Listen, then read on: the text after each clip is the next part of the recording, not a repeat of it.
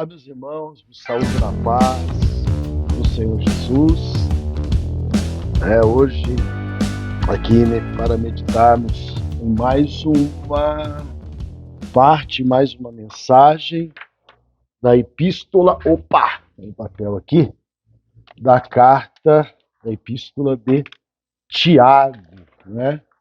Nós temos meditado já há algum tempo nessa epístola, cujo tema, que a fé sem obras é morta, e vamos seguindo aí, estudando, né? E pedindo ao Senhor que nos dê graça, não apenas para lermos, não apenas para buscarmos um entendimento, mas também, principalmente, para que essa leitura, esse estudo e o entendimento que dele advir, né, que dele advenha, venha assim contribuir para que a nossa vida espiritual, a nossa vida cristã, ela seja de fato uma vida autenticada, não é, pelas obras, e que as obras do nosso viver ele esteja em consonância e em concordância com tudo aquilo que diz a palavra do Senhor. Somente dessa forma é que nós, então, poderemos alcançar aí a estatura de varão perfeito, poderemos aí seguir ao Senhor e, muito, irmãos, ajudar aqueles que estão sofrendo, aqueles que estão padecendo, ok? Então, nessa manhã, tarde, noite, não sei qual horário que você estará ouvindo aqui, participando, né? Nós não podemos, como diz a palavra do Senhor, sermos apenas ouvintes, mas precisamos ser praticantes da palavra viva, da palavra eficaz, que é a palavra de Deus. Amém? Continuando, então, aqui o nosso estudo, eu quero trazer para a nossa leitura nesta noite o texto da palavra do Senhor, versículo de número, capítulo, deixa eu só me conferir aqui o livro, Colossenses, capítulo 3, versículo 13, que diz assim: acima de tudo, porém, revistam-se do amor, que é o elo da perfeição. Olha, eu citei a você aqui o texto de Colossenses, da carta que Paulo escreveu aos Colossenses, mas entenda que esse texto ele faz parte do nosso estudo da carta de Tiago, ok? Que a fé sem obras é morta. Então, veja bem, você conhece maior obra que alguém possa fazer, que alguém possa produzir, que não seja o amor? Não existe. Porque o amor, ele é o vínculo da perfeição. O amor, na verdade, é a faceta mais proeminente do caráter de Deus. Não é? Por isso que, comumente, você ouve algo que a palavra do Senhor diz, que Deus é amor. Então, Paulo escreve a Tiago, Paulo escreve à igreja de Colossos, no capítulo 3, versículo 13, diz assim: acima de tudo, acima de tudo, acima de qualquer coisa, de qualquer atitude que você possa ter, meus irmãos, preste bem atenção nisso aqui, porém, acima de tudo, porém, revistam-se do amor. O amor é o elo da perfeição. O amor é aquilo que nos une. O amor, ele une. O amor, ele aproxima, né? tanto nos aproxima de Deus, como também do nosso próximo. E esse amor aqui, né, da proximidade, ele está aí ligado ao filéu, né, ao amor filos, o amor fraternal, o amor de você sentir a dor do outro, de você sentir compaixão, de você ter piedade do sofrimento das outras pessoas. Então eu quero também meditar nessa noite, o horário, que eu não sei que horário você vai ouvir, né? Sobre as nossas obras. As nossas obras, elas precisam ter mansidão de sabedoria, ok? Então nós vivemos um tempo onde as pessoas se aborrecem por qualquer coisa, né? Qualquer coisa aborrece as pessoas. As pessoas se tornaram mais intolerantes, as pessoas não muito egoístas, mesquinhas, avarentas, né, que não consideram a necessidade das outras pessoas. Então, veja meu bem, e há hoje, irmãos, um pensamento e um sentimento que, infelizmente, tem predominado na vida da maior parte dos seres humanos, que é o sentimento de desejar mal ao outro. Né? Isso acontece, sempre aconteceu, né? E também acontece no nosso tempo. Pelo contrário, né? Ao invés de melhorar, isso piora a cada dia. Né? E veja bem, você já viu descontrole no trânsito? Você já viu aqueles que acham que têm o direito, que acham que são os donos da rua? Né?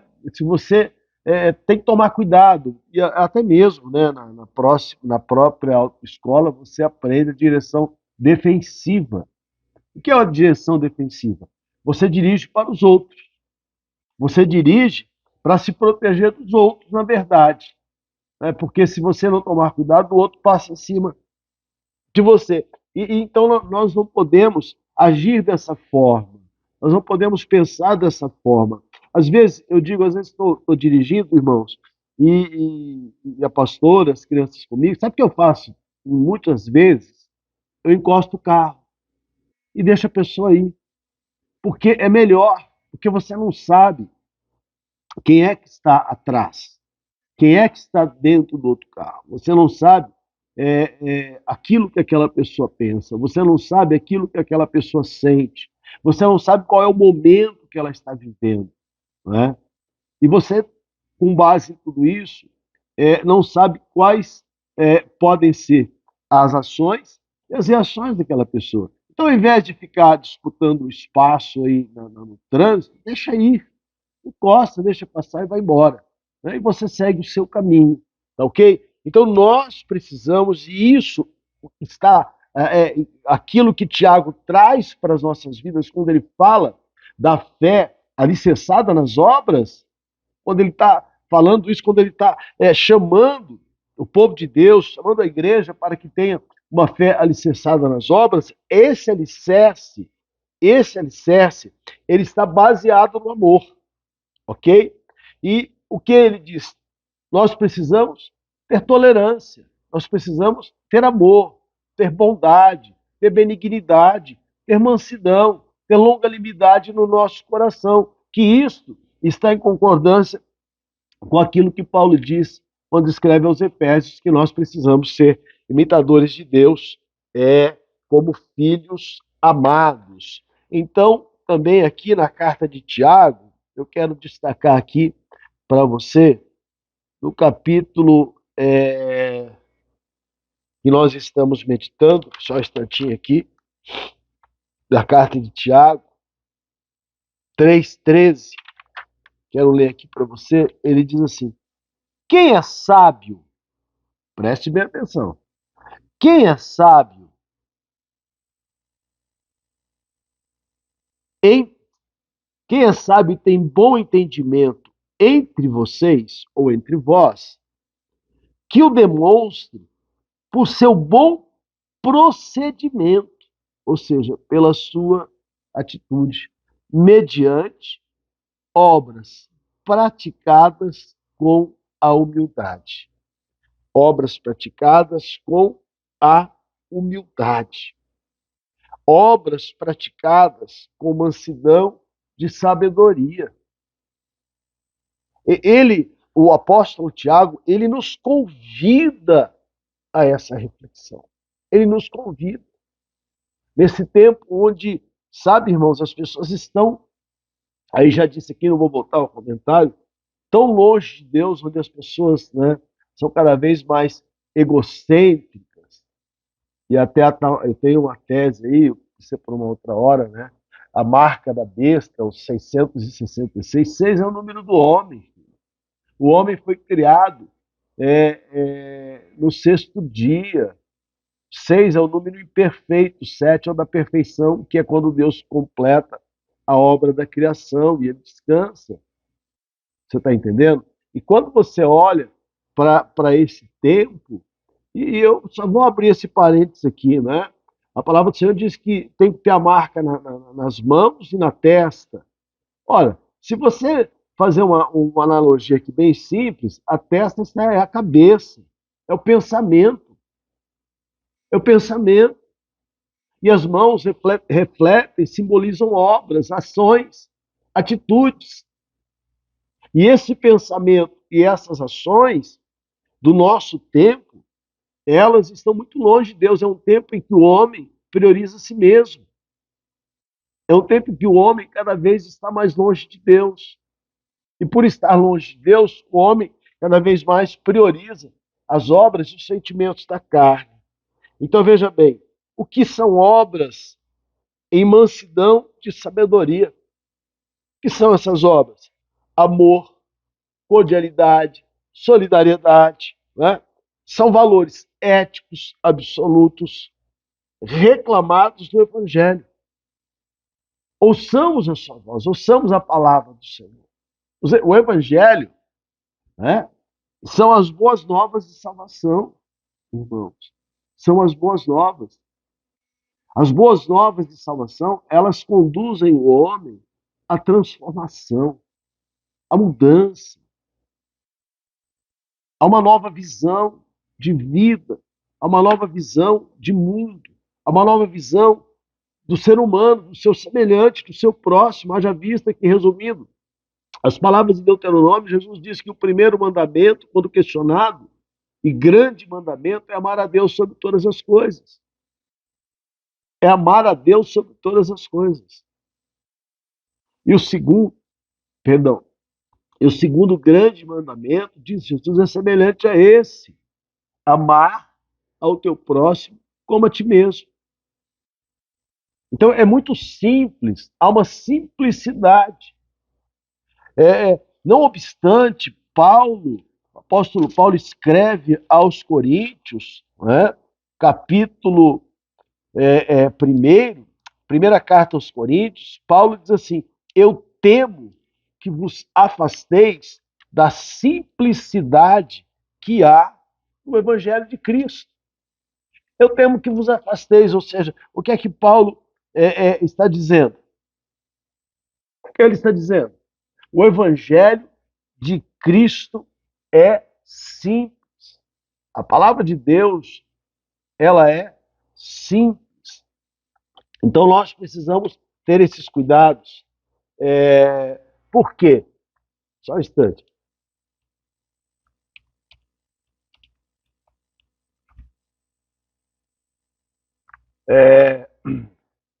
Ter esse cuidado. Porque Jesus está às portas. Jesus está às portas. E nós precisamos ter esse cuidado. Veja que, continuando, o que nós precisamos aprender em relação à verdadeira sabedoria, a arrogância do saber contencioso. Nós temos que ter um entendimento sobre isso. Qual o valor da verdadeira sabedoria? Nós já, em lições passadas, observamos aquilo que Salomão fala sobre a sabedoria, né? E qual a diferença Qual o que está aí que causa atrito? O que é a verdadeira sabedoria e o que é arrogante, o arrogante saber contencioso. Né? Eu me lembro que, há alguns anos atrás, no primeiro curso teológico que eu fiz, eu vivi uma situação, né? Tinha um outro irmão que fazia o curso, e, assim, ele era uma pessoa que disputava muito, né? Ele queria mostrar que ele sabia mais do que as outras pessoas, do que os outros irmãos, pastores, que ali estudavam, né? E graças a Deus eu aprendi uma coisa, irmãos. Quem é. Não precisa mostrar. É natural.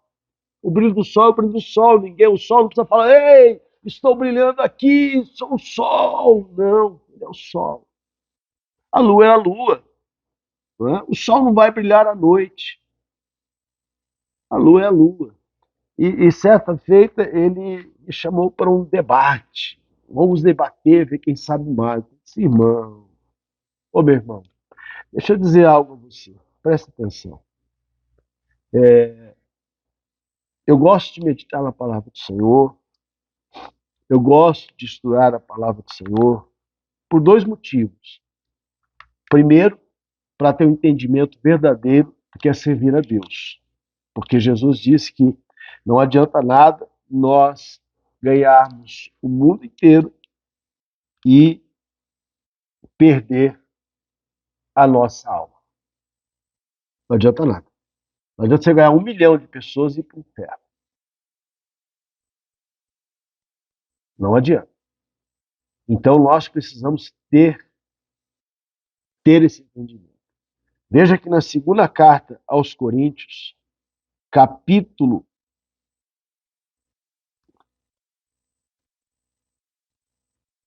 11,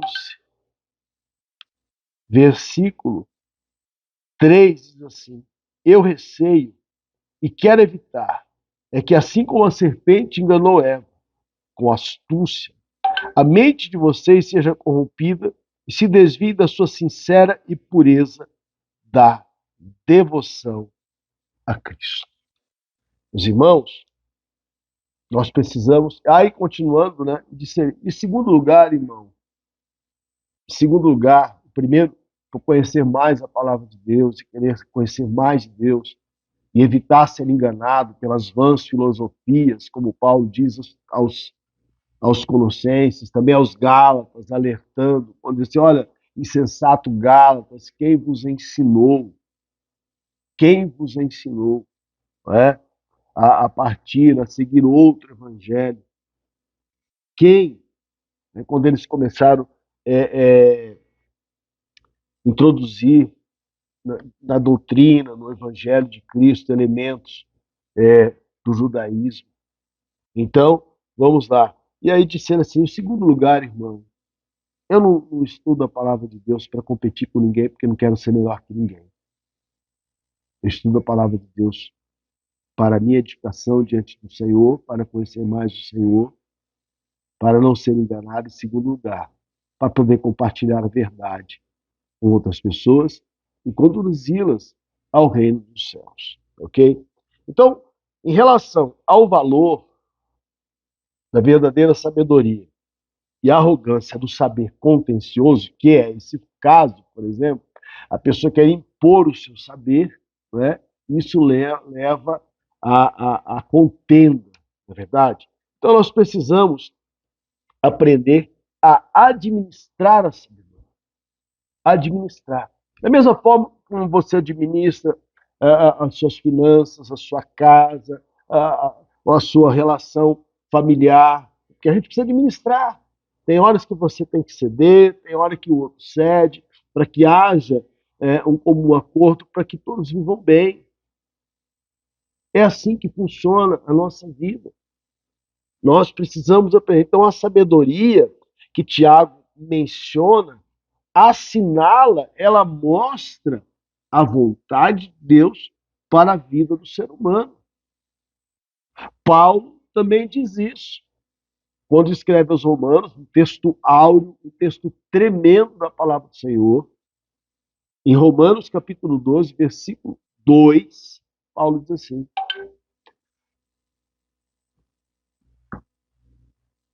Romanos capítulo 12, versículo 2, Paulo diz assim: para que, vamos lá, não vos conformeis com esse mundo, mas transformai-vos pela renovação do vosso entendimento, para que experimenteis qual seja a boa, a perfeita e a agradável vontade de Deus para as vossas vidas. Esse é um dos propósitos do conhecimento da palavra do Senhor e a administração da sabedoria, assim segundo aquilo que Tiago nos mostra, aquilo que ele está tentando nos mostrar. Por quê? Porque nós precisamos ter esse entendimento, saber quem é o Senhor, a quem nós servimos. Precisamos, irmãos. Então, seguindo aqui,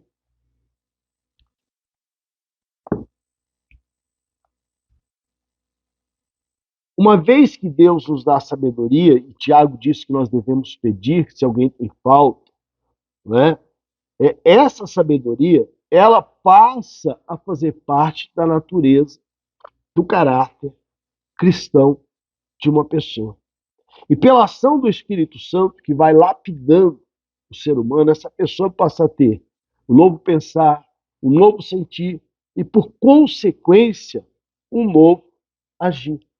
Lembre-se daquilo que falamos ontem, Mateus 5,16. Jesus diz assim: assim resplandeça a vossa luz diante dos homens. Né? As pessoas precisam nos conhecer, conhecer a luz que é em nós, a luz que vem de Jesus. Está me entendendo, irmãos? Então, de onde vem a verdadeira sabedoria?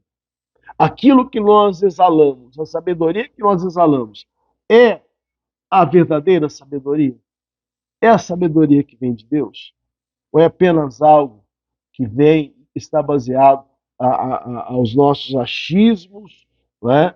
E às nossas vontades, como seres humanos limitados que somos? Então, a verdadeira sabedoria, ela se contrapõe ao saber orgulhoso, né? Há pessoas orgulhosas que, por se julgarem sábias, não admitem serem aconselhadas e advertidas. Olha, veja bem, eu vou te falar uma coisa aqui.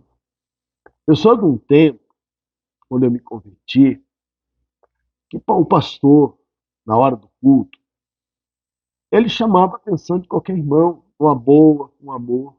Mas se algum irmão tivesse ali atrapalhando a mensagem, o andamento do culto, conversando, o pastor chamava e pedia o silêncio, pedia colaboração, não é? Já eu presenciei isso pessoalmente em pregações grandes ao ar livre.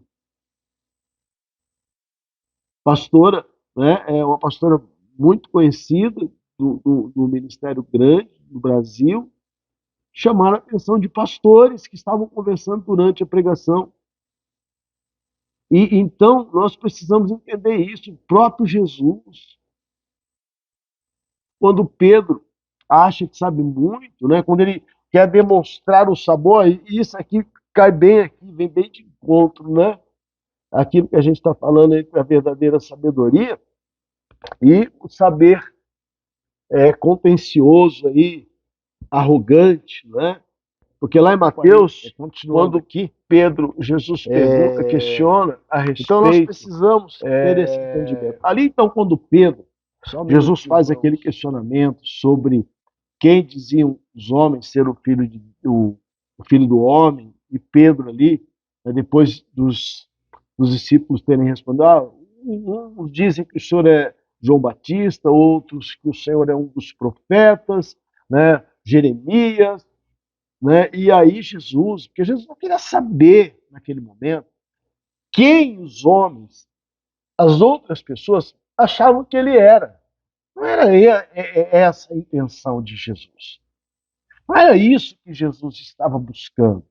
O que Jesus queria saber, verdadeiramente, estava na segunda pergunta que ele faz. Na segunda pergunta, né? É porque o filho do homem, ele tinha que ter, e ele tinha, um comportamento e atitudes condizentes com aquilo que ele ensinava. E essa foi a maior raiva, a maior ira dos fariseus, dos seus sacerdotes contra a pessoa de Jesus, porque eles só falavam, mas não faziam. Então, quando Jesus faz a segunda pergunta, que é o objetivo dele, ele diz: e vós, quem dizeis que eu sou? Nesse momento, o apóstolo Pedro, ele dá uma resposta em concordância com a verdadeira sabedoria. O que ele diz? Tu és o Cristo, o Filho do Deus vivo. Tu és o Messias, tu és Yeshua, Hamashia, o Christos, o ungido de Deus. E aí, Jesus então responde a Pedro e diz o quê? Bem-aventurado és tu, Simão Bar-Jonas, Simão, filho de Jonas. Porque, ó, meu amado Pedro, não foi a carne, não foi o sangue que te revelaram isso, mas meu Pai que está nos céus. Verdadeira sabedoria, sabedoria que vem de Deus. Né? Mas acontece que a história continua. A história continua, a narrativa continua. Então o Senhor Jesus vai começar a explicar a sua ida para Jerusalém. E o que iria acontecer em Jerusalém. O quanto ele iria sofrer e padecer, né, na mão dos príncipes dos judeus, dos sacerdotes. E aí Pedro, então, agora se reveste do saber contencioso e de uma determinada arrogância, porque afinal de contas Deus tinha acabado de revelar algo profundo para ele, foi Deus que revelou, porque foi Jesus quem testemunhou isso. Então Pedro olha para Jesus e diz assim: Mestre, tem misericórdia de ti, de forma alguma te acontecerá qualquer uma dessas coisas. Tem misericórdia, mestre. Ô mestre. Né? Jesus então olha para Pedro, e eu tenho certeza que nessa hora, apesar da forma firme como Jesus fala, Jesus diz assim: para trás de mim, Satanás, que me serve de escândalo. Então veja bem, eu estava dizendo, como os pastores chamavam a atenção das ovelhas, né? Corrigiam, como Jesus corrigiu, por exemplo, Pedro. Está entendendo? E hoje as pessoas se doem por qualquer coisa. As pessoas são orgulhosas. As pessoas se julgam sábias em si mesmas. E elas não admitem isso aí. Então, abra comigo sua Bíblia agora, na carta, no livro de Jeremias, capítulo 9. Jeremias 9, verso de número 23. Carta de Jeremias 9, 23.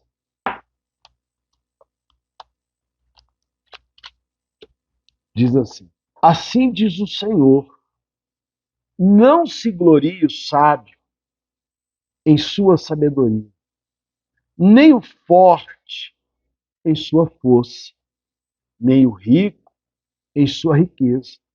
Mas quem se gloriar, glorie-se nisso, em compreender-me e conhecer-me, pois eu sou o Senhor, e ajo com lealdade, com justiça e com retidão sobre a terra, pois é dessas coisas que me agrado, declara o Senhor.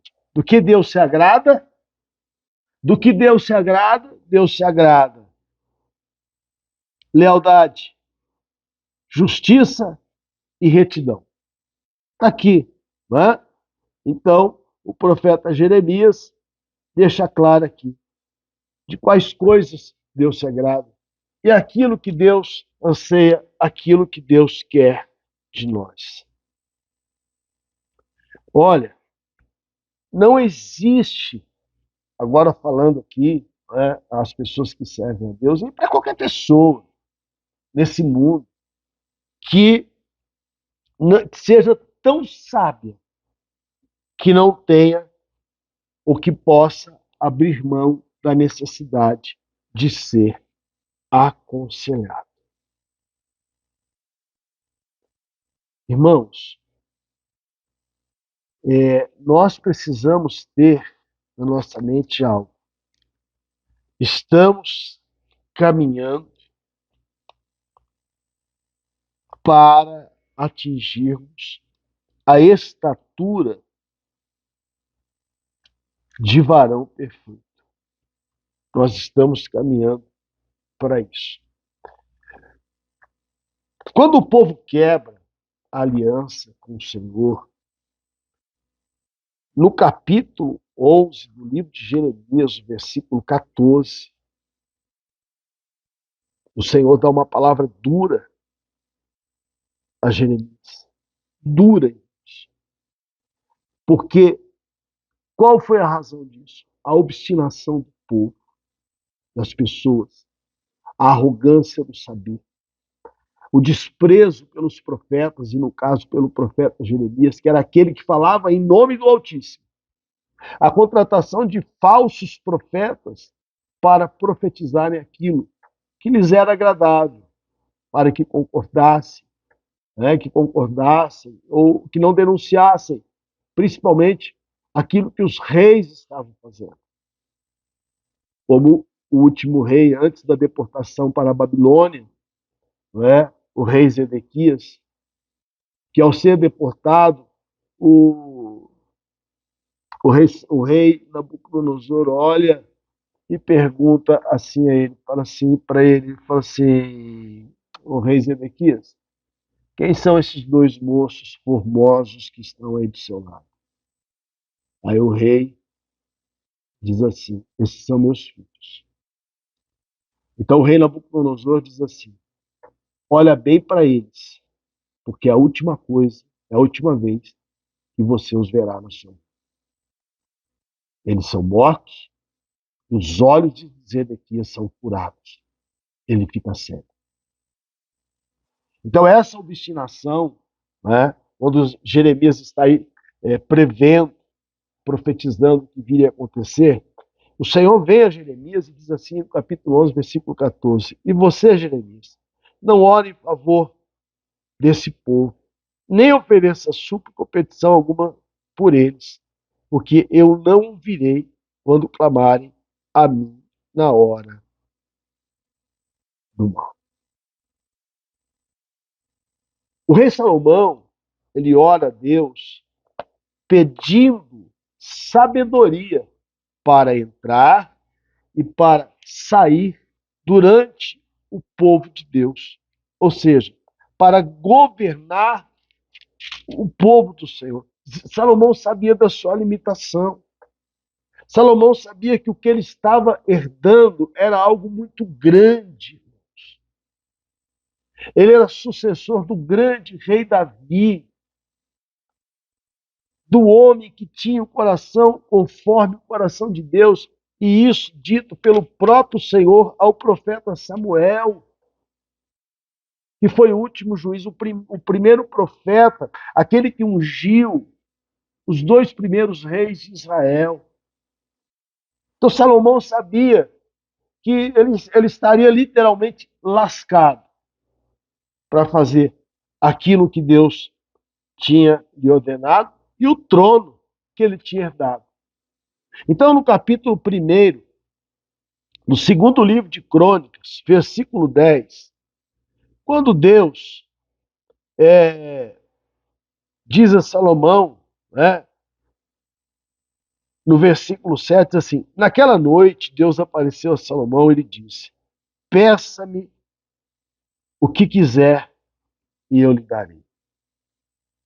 Salomão respondeu: tu foste muito bondoso com meu pai Davi e me fizeste rei em seu lugar. Olha só, o Senhor foi bondoso com meu pai Davi e o Senhor me fez rei em seu lugar. Senhor, agora, Senhor Deus, que se confirme a tua promessa a meu pai Davi, porque Deus fez uma promessa a Davi, que não lhe faltaria herdeiro, né, sobre o trono de Israel, e o último e o próximo herdeiro, né, descendente de Davi, perdão, melhor dizendo, descendente, não herdeiro, é o Senhor Jesus que vai reinar em Jerusalém. Né? Então diz assim, peça-me, aí diz assim, agora, Senhor Deus, que se confirme a tua promessa, meu pai Davi, pois me fizeste rei sobre um povo tão numeroso quanto o pó da terra. Dá-me, presta aqui atenção que ele vai pedir, sabedoria e conhecimento, para que eu possa liderar essa nação, pois quem pode governar esse teu grande povo? De quem é o povo? De Deus. Quem pode governar? Então Salomão reconhece, né, as suas limitações, ele reconhece a sua situação diante de Deus, diante da nação, diante de si mesmo, o que ele está herdando, a missão que ele está recebendo, e ele pede então sabedoria a Deus. E o apóstolo Tiago nos ensina: aquele que tem falta de sabedoria, Tiago 1,5, peça a Deus que ele a dá liberalmente.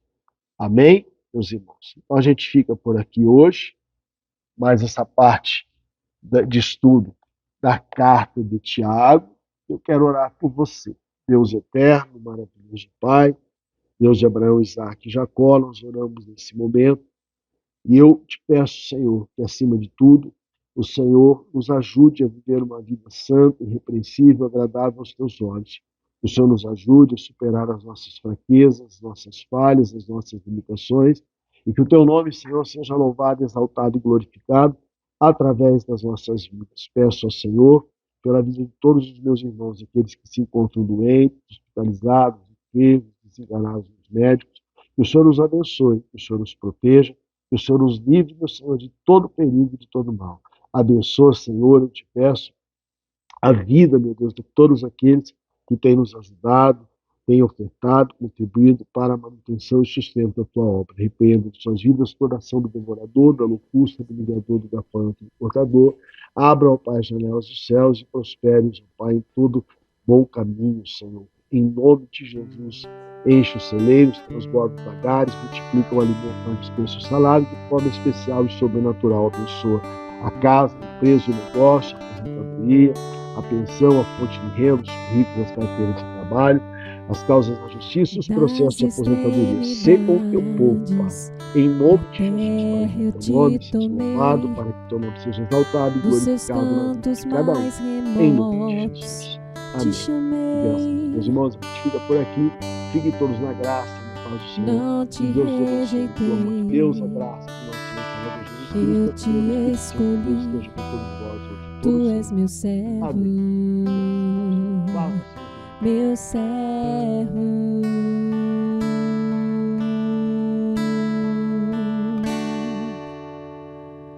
Das extremidades da terra eu te tomei, dos seus cantos mais remotos te chamei. Não te rejeitei,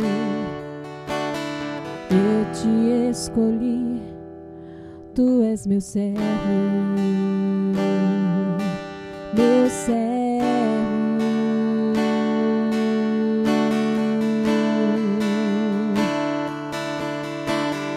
Eu sou contigo, não temas, sou o teu Deus, não te assombres. Eu te fortaleço e te ajudo e te sustento.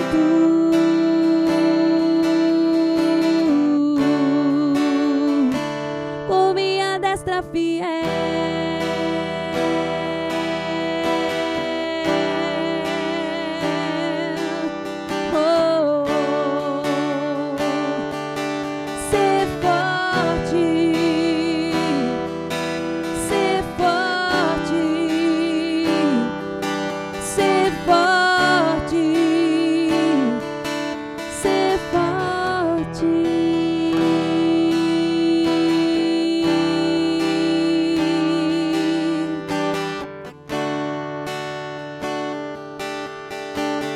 Das extremidades da terra eu te tomei, dos seus cantos mais remotos te chamei. Não te rejeitei, eu te escolhi, tu és meu servo, meu servo.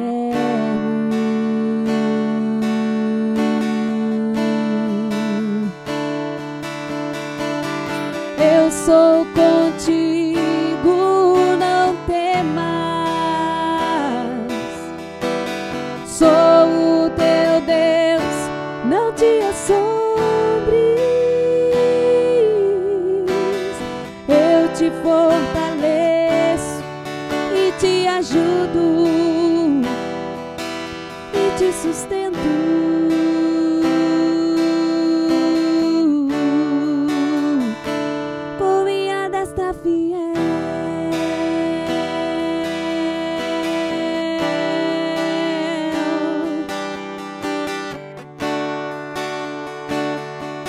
Ser forte, ser forte, ser forte, ser forte, ser forte, ser forte.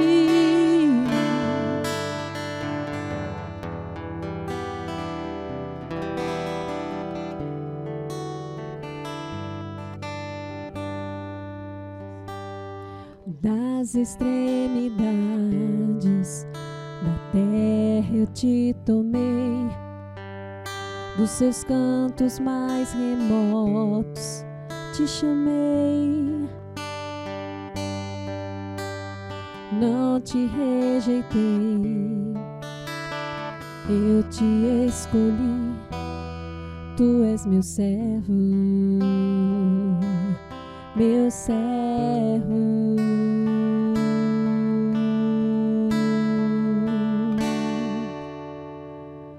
Das extremidades da terra eu te tomei, dos seus cantos mais remotos te chamei. Não te rejeitei, eu te escolhi, tu és meu servo, meu servo.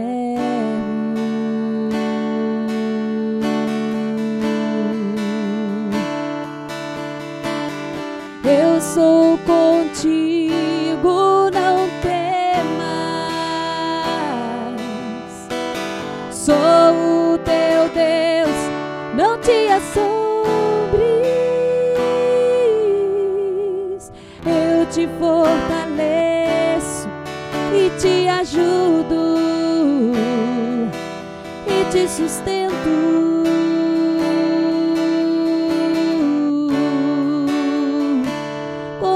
Destra fiel.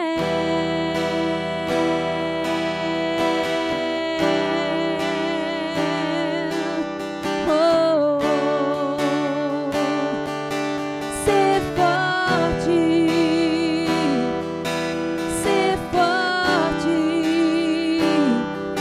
ser forte.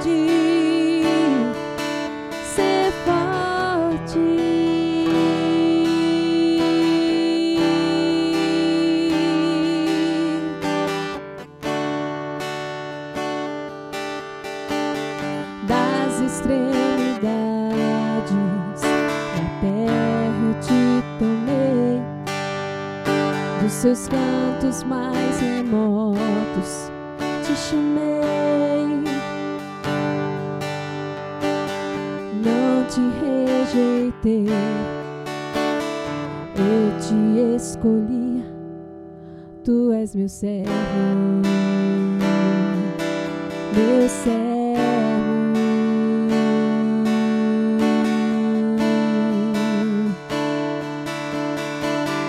Eu sou contigo, não temas.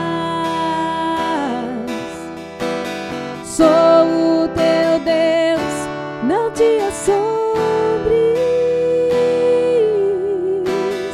Eu te fortaleço e te ajudo e te sustento.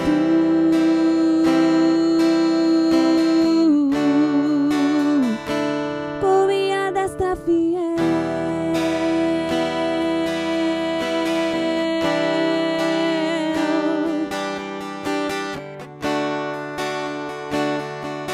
Ser forte, ser forte, ser forte, ser forte, ser forte, ser forte. Das extremidades da terra eu te tomei, dos seus cantos mais remotos te chamei, não te rejeitei, eu te escolhi, tu és meu servo, meu servo.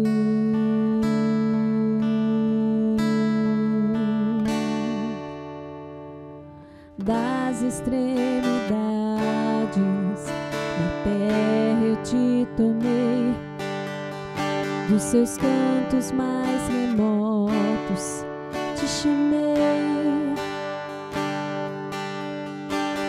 não te rejeitei, eu te escolhi, tu és meu servo, meu servo.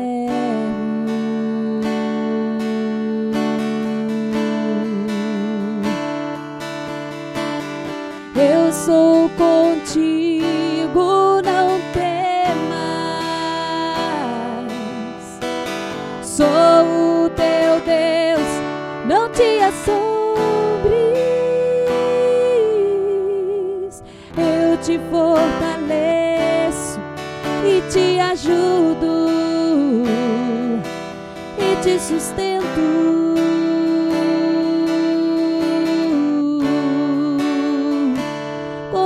Destra fiel.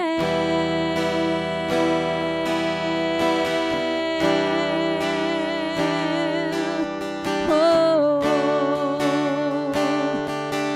ser forte, ser forte,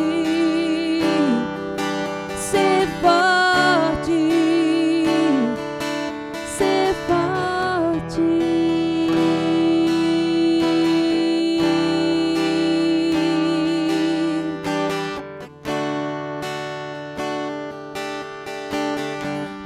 Extremidades da terra eu te tomei, dos seus cantos mais remotos te chamei, não te rejeitei, eu te escolhi, tu és meu servo, meu servo.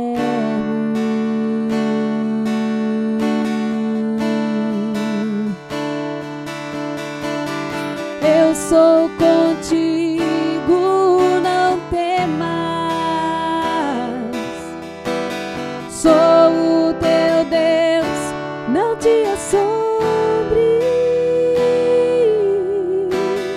Eu te fortaleço e te ajudo e te sustento.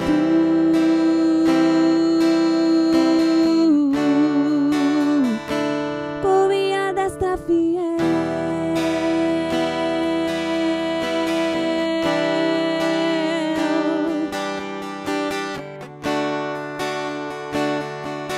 Ser forte, ser forte, ser forte,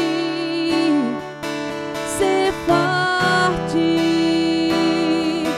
ser forte, ser forte.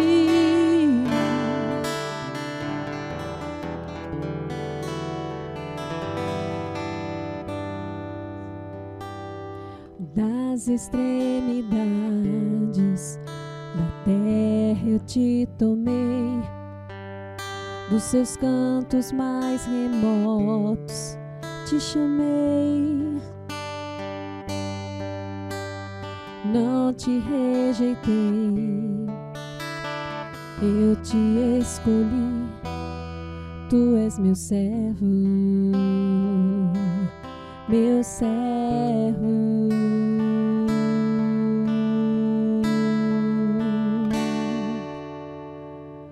Das extremidades da terra eu te tomei, dos seus cantos mais remotos te chamei.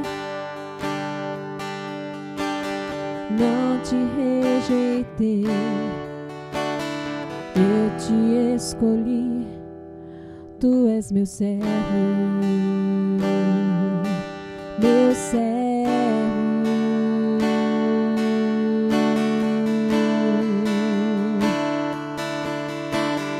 Eu sou contigo, não temas. Sou o teu Deus, não te assombres.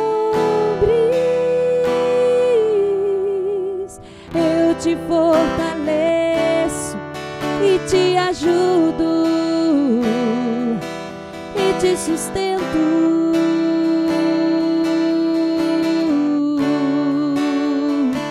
Com minha destra fiel.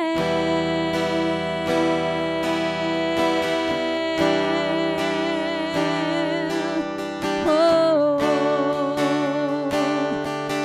ser forte, ser forte, ser forte, ser forte.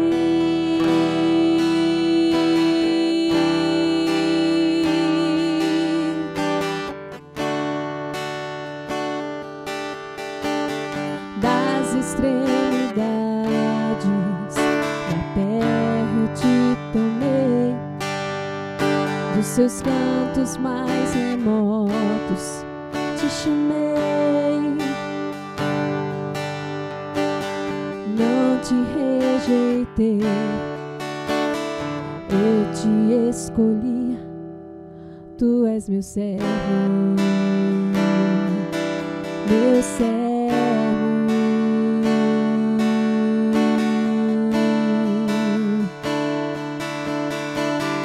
Eu sou contigo, não temas. Sou o teu Deus, não te assombres.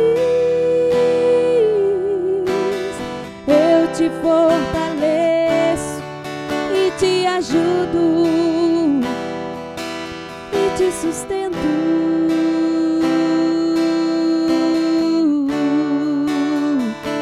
Com minha destra fiel.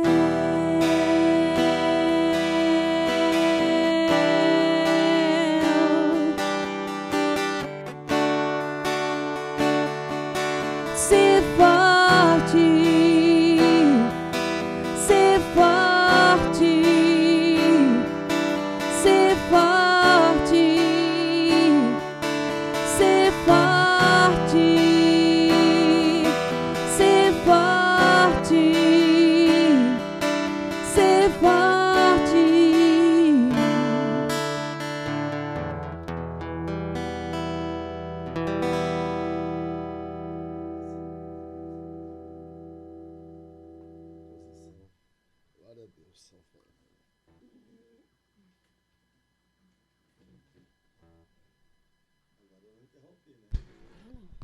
Glória a Deus. Amém?